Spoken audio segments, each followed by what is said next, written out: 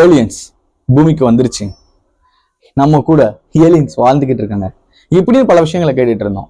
இந்த நேரத்துல பாத்தீங்க அப்படின்னா 2025 ஏலியன்ஸ் பூமிக்கு வரப்போகுது, மனிதரோட தொடர்பு கொள்ள போகுது அப்படிங்கிற மாதிரியான ஒரு விஷயத்த பாபா வாங்கவா இருக்கட்டும் இல்ல நாஸ்ட்ராடமஸா இருக்கட்டும் அவங்களோட கணிப்புகள்ல சொன்னதா ஒரு விஷயங்கள் வந்து பாத்தீங்கன்னா இருக்கு. ஸோ இப்ப இது உண்மையாகிற மாதிரியான பல சம்பவங்கள் நடந்துகிட்டு இருக்கு.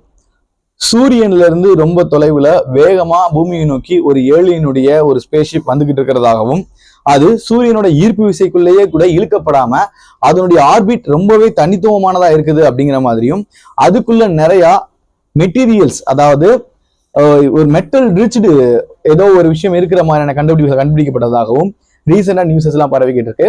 ஸோ இதெல்லாம் எந்த அளவுக்கு உண்மை? உண்மையிலேயே ஏலியன் பூமிக்கு வரப்போதா? நாஸ்ட்ராடமஸோ அதே மாதிரி பாபா வாங்கவோ சொன்னது உண்மையாக போதா? பார்க்கலாமா? ஹாய், இது தமிழ் லைவ், ராஜ்.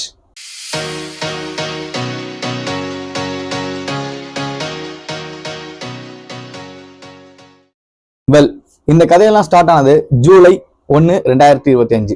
ஜூலை 1, 2025 அட்லஸ் அப்படின்னு சொல்லக்கூடிய நம்ம பூமியில இருந்து நம்ம பூமி மேல ஏதாவது ஒரு எக்ஸ்ட்ரா டெரஸ்ட்ரியல் ஆப்ஜெக்ட் வந்து விழுந்து பூமிக்கு ஏதாவது சேதப்படுத்திருமோ அப்படிங்கிறதுக்காக, அதை படுத்தக்கூடாதுன்றதுக்காக சில சிக்னல்ஸ் அனுப்பி நம்ம வந்து செக் பண்ணிக்கிட்டு இருக்கோம்.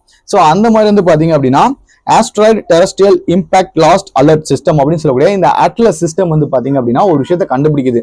என்ன அப்படின்னா, சூரியன்ல இருந்து 400 மில்லியன் மைல்கள் தொலைவுல ஏதோ ஒரு ஆப்ஜெக்ட் ரொம்ப வேகமா நம்ம சோலார் சிஸ்டத்துல வந்துகிட்டு இருக்கு அப்படிங்கிற மாதிரியும், அது இந்த சோலார் சிஸ்டத்தை சேர்ந்தது இல்லை அப்படிங்கிற மாதிரியான விஷயங்களை வந்து கண்டுபிடிக்கிறாங்க.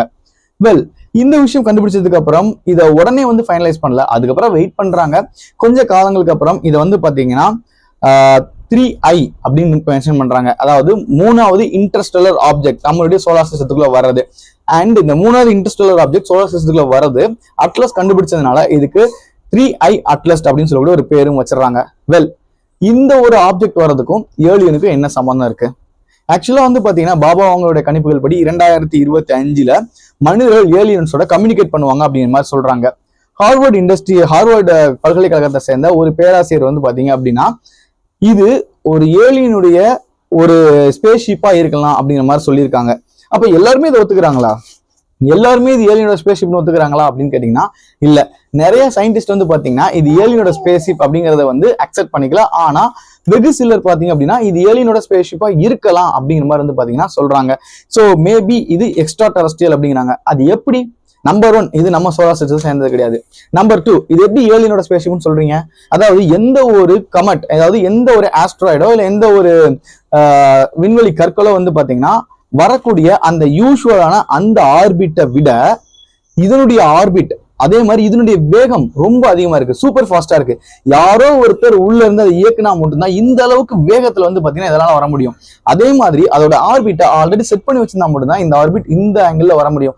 இல்லைன்னா சூரியனோட அந்த ஒரு ஈர்ப்பு விசைக்குள்ள இதெல்லாம் எப்பயோ போய் மாட்டிருக்கும். சோ இந்த 2 விஷயங்கள் மட்டும்தானா? ஓகே, நம்பர் 2 நம்ம இதெல்லாம் சொல்லிட்டோம். இது போக பாத்தீங்க அப்படின்னா 3வது ஒரு விஷயம் இருக்கு. 3வது விஷயம் என்ன? 3வது வந்து பாத்தீங்கன்னா நான் ஏற்கனவே முன்னாடியே சொன்ன மாதிரி இந்த கோல்ல இருந்து, அதாவது இந்த ஒரு ஃபாஸ்டா மூவ் கூட இந்த ஆப்ஜெக்ட்ல இருந்து வரக்கூடிய சிக்னல்ஸ்ல நிறைய மெட்டல்ஸ் இருக்கிறதா வந்து டிடெக்ட் பண்ணியிருக்காங்க. ஸோ நாட் ஈவன் மெட்டல்ஸ் மட்டும் இல்ல, அங்க கார்பன் டை ஆக்சைடு இருக்கிறதாகவும் அதே நேரத்துல அங்க வந்து ஐஸ், அதாவது பனிக்கட்டியா உறைஞ்ச நீர் இருக்கிறதாகவும் கண்டுபிடிச்சிருக்காங்க. ஸோ இந்த மாதிரியான நிறைய விஷயங்களை அடிப்படையா வச்சு என்ன சொல்றாங்க அப்படின்னா பாபா வாங்கோட கணிப்பும் சரி, அண்ட் இந்த மாதிரி ஒரு ஆப்ஜெக்டை இதுவரைய நம்ம சோலார் சிஸ்டம் ஃபேஸ் பண்ணதும் கிடையாது. ஸோ இது மேபி ஒரு எக்ஸ்ட்ரா டெரஸ்ட்ரியலா, அதாவது ஒரு வேற்று கிரக உயிரினத்தால இயக்கப்பட்ட ஏதாவது ஒரு ப்ராபா, ஏதாவது ஒரு கருவியாவோ அல்லது ஏதாவது ஒரு ஸ்பேஸ்ஷிப்பாவோ இருக்கலாம் அப்படிங்கிற மாதிரி சொல்றாங்க. பட் இது வந்து 100% நம்மளால உண்மையை ஏத்துக்க முடியாது. இது மேபி ஒரு கமெண்டா கூட இருக்கலாம். வெல், இப்ப இன்னொரு கேள்வி வரணும். இது பூமி அட்டாக் பண்ணுமா? கிட்டத்தட்ட பூமிக்கு ரொம்ப நெருக்கமா 2025 இது வந்துடும். 2026 இது ஜூபிட்டரை தாண்டி போயிடும். அப்ப இது பூமி அட்டாக் பண்ணுமா? வரும், தாண்டி போகும். இதுலயே பதில் இருக்கு. கண்டிப்பா இது பூமி அட்டாக் பண்ண போறது கிடையாது. பூமியில இருந்து நிலா இருக்கிற அந்த டிஸ்டன்ஸ் மாதிரி கிட்டத்தட்ட 4 மடங்கு தொலைவுல தான் பாத்தீங்கன்னா இது பூமியை கிராஸ் பண்ண போகுது. அண்ட் இது ஒரு மேன்ஹட்டன் அளவுக்கு, ஒரு பெரிய சிட்டி அளவுக்கு பாத்தீங்கன்னா ஒரு ஸ்பேஸ்ல இருக்குது. ஸோ இந்த ஆப்ஜெக்ட் மேபி கிட்ட நெருங்க we will find more about this. So let's see. இதை பத்தின அப்டேட்ஸ் வருங்காலத்துல சயின்டிஸ்ட் என்ன சொல்றாங்க. இப்போ வரை இதை பத்தின வீடியோஸ் அண்ட் போட்டோஸ் எல்லாமே வந்திருக்கு. இதெல்லாம் மார்ஸ்க்கு அனுப்புனாங்கல்ல ரோவர், அது அனுப்பிச்சு அப்படிங்கிற மாதிரி சொல்றாங்க. ஸோ நீங்க என்ன நினைக்கிறீங்க? இது ஒரு ஏலியனோட ஆப்ஜெக்டா அல்லது ஒரு எக்ஸ்ட்ரா டெரஸ்ட்ரியலோட ஒரு ப்ராபா இருக்குமா அல்லது ஒரு ஸ்பேஸ்ஷிப்பா இருக்குமா, இல்லைன்னா இது நார்மல் கமெண்ட் தான் அப்படின்னு நீங்க நினைக்கிறீங்களா? உங்களுடைய கருத்துக்களை மறந்துடாம கீழே உள்ள கான்பாக்ஸ் சொல்லுங்க. தேங்க்யூ so much ரொம்ப பொறுமை பார்த்ததுக்கு. இன்னொரு நல்ல ஒரு வீடியோவோட உங்களை சந்திக்கும் வரை உங்களிடம் உங்கள் ராஜ்.